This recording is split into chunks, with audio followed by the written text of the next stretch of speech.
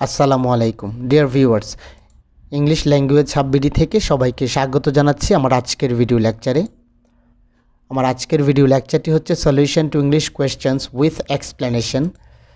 আমি গতকাল অর্থাৎ 17 ডিসেম্বর 2021 তারিখে অনুষ্ঠিত মৎস্য অধিদপ্তরের 60 মুদ্রাক্ষরিক কাম কম্পিউটার অপারেটর পদের ইংরেজি প্রশ্নগুলো ব্যাখ্যা সহ সমাধান করব। ভিডিওটি শেষ পর্যন্ত দেখুন, আশা করি উপকৃত হবেন ইনশাল্লাহ। আমার চ্যানেলটি সাবস্ক্রাইব করুন আর নিয়মিত আপডেট পেতে বেল আইকনে ক্লিক করে রাখুন।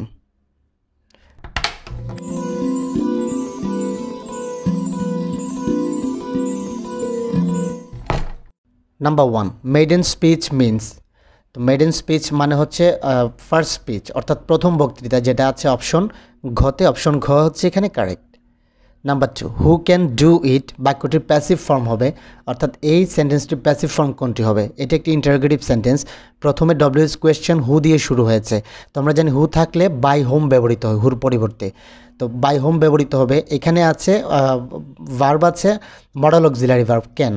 তো মডাল অক্সিলারি ভার্ব থাকলে আমরা জানি যে প্যাসিভের ক্ষেত্রে এদের পরে জাস্ট একটা বি আসে এবং মূল ভার্বের পাস্ট পার্টিসিপল ফর্ম হয়। তো প্রথমে হবে বাই হোম, তারপর অক্সিলারি ভার্ব অর্থাৎ ক্যান যেটা আছে সেটাই মডাল অক্সিলারিটি অপরিবর্তিত রূপে বসবে। তারপর অবজেক্টটি ব্যবহৃত হবে, এখানে আছে ইট, ইট ব্যবহৃত হলো, তারপর বি আসলো মূল ভার্বের পাস্ট পার্টিসিপল ফর্ম। তো অপশন খ হচ্ছে এখানে correct, by whom can it be done. Number 3, verb of number is. নাম্বারের ভার্ব কোনটি? তো নাম্বারের ভার্ব বেসিক্যালি নাম্বার ও ভার্ব হিসেবে ব্যবহৃত হয়, তবে অ্যাপ্রোপ্রিয়েট হচ্ছে এনোমারেট, অর্থাৎ অপশন খ হচ্ছে এখানে correct. Number 4, cricket enjoys a huge dash in Bangladesh. তো এখানে ভার্বের কারেক্ট ফর্ম বসাতে হবে।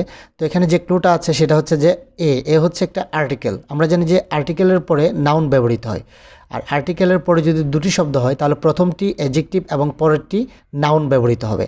তো এখানে ফলো হচ্ছে এর নাউন যদি করি আমরা জানি যে ফলোয়ের বেসিক্যালি নাউন নেই, তবে এটাকে জিরান করে অর্থাৎ ভার্বের সাথে আইএনজি যোগ করে নাউন হিসেবে ব্যবহার করা যায়। সো এখানে হবে এ হিউজ ফলোয়িং। অপশন ঘ হচ্ছে এখানে কারেক্ট।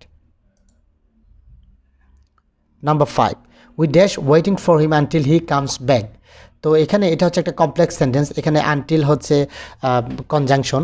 তো আনটিল যুক্ত পরের অংশটি আমরা দেখতে পাচ্ছি যে প্রেজেন্ট ইনডিফিনিট টেন্সে আছে। যদি একটা অংশ প্রেজেন্ট ইনডিফিনিট হয় তাহলে অপর অংশটি ফিউচার কন্টিনিউয়াস হতে পারে, ফিউচার ইনডিফিনিট হতে পারে। তো এখানে ফিউচার কন্টিনিউয়াস দেওয়া আছে অপশন কতে, অর্থাৎ we shall be waiting for him. Option ক হচ্ছে এখানে correct. Number 6, present indefinite tense কোনটি? অর্থাৎ নিচের কোনটি প্রেজেন্ট ইনডিফিনিট টেন্স? আমরা জানি যে প্রেজেন্ট ইনডিফিনিট টেন্সের স্ট্রাকচার হচ্ছে সাবজেক্ট প্লাস ভার্বের প্রেজেন্ট ফর্ম প্লাস অবজেক্ট। তো এখানে দেওয়া আছে ভার্বের প্রেজেন্ট ফর্ম দেওয়া আছে অপশন গতে, সাবজেক্ট প্লাস ভার্বের প্রেজেন্ট ফর্ম হচ্ছে প্লেস, তারপর ক্রিকেট। এখানে subject third person singular number হওয়াতে এস বা ইয়েস ব্যবহৃত হয় আমরা জানি। সো এখানে এস ব্যবহৃত হয়েছে, সো অপশন গ হচ্ছে এখানে কারেক্ট। Number 7, ডিফেক্টু means. তো ডিফেক্টর মানে হচ্ছে যে কার্যত বা বস্তুত, যেটাকে ইংরেজিতে বলা হয় ইন রিয়ালিটি। অপশন খ হচ্ছে এখানে correct. Number 8, I like I dash. তো এখানে লাইক বেসিক্যালি উইশ অর্থে ব্যবহৃত হয়েছে, অর্থাৎ আমার ইচ্ছে হয় বা আমি যদি গান গাইতে পারতাম এরকম। তো এখানে এই ধরনের সেন্টেন্সে বেসিক্যালি পরের অংশটি পাস্ট ইনডিফিনিট টেন্স হয়, অর্থাৎ ভার্বের পাস্ট ফর্ম ব্যবহৃত হয়। সিংয়ের পাস্ট ফর্ম হচ্ছে স্যাং। তো আবার এটাকে অন্যভাবেও করা যায়, কুড প্লাস ভার্বের বেস ফর্ম দিয়েও করা যায়। সো এক্ষেত্রে দুটি হচ্ছে কারেক্ট, খ এবং গ দুটি হচ্ছে কারেক্ট। অপশন ঘ হচ্ছে এখানে correct. Number 9, smoking is detrimental dash health. তো আমরা জানি যে ডেট্রিমেন্টালের সাথে প্রিপোজিশন সবসময় টু ব্যবহৃত হয়। ডেট্রিমেন্টাল টু মানে হচ্ছে ক্ষতিকারক। তো স্বাস্থ্যের জন্য স্মোকিং ক্ষতিকারক, সেই অর্থে অপশন গ হচ্ছে এখানে কারেক্ট 2। নাম্বার 10, কোকো এর প্লুরাল রূপ কোনটি? তো কোকো এর প্লুরাল রূপ হচ্ছে জাস্ট এটার পরে একটা এস ব্যবহার করলে হবে, কারণ লাস্টে ভাওয়াল আছে এবং ও আছে, ও এর পূর্বেও আবার ভাওয়াল আছে। সো এখানে হবে শুধু এস। অপশন ঘ হচ্ছে এখানে কারেক্ট। নাম্বার 11, কোনটি শুদ্ধ বানান? অর্থাৎ ট্রান্সপারেন্সি বানানটি কোনটি শুদ্ধ? ট্রান্সপারেন্সির ক্ষেত্রে আমরা জানি ভাওয়াল প্রথমে দুইটা এ তারপর ই, অর্থাৎ TRANSPARENCY, প্রথমে দুটি এ এবং পরে ই। সো অপশন খ হচ্ছে এখানে কারেক্ট। অ্যাবর্টিভের সিনোনিম নয় কোনটি? তো অ্যাবর্টিভ মানে হচ্ছে ব্যর্থ। তো এখানে আছে ভেইন মানে হচ্ছে ব্যর্থ, ফিউটাইলও ব্যর্থ, আনসাকসেসফুলও ব্যর্থ।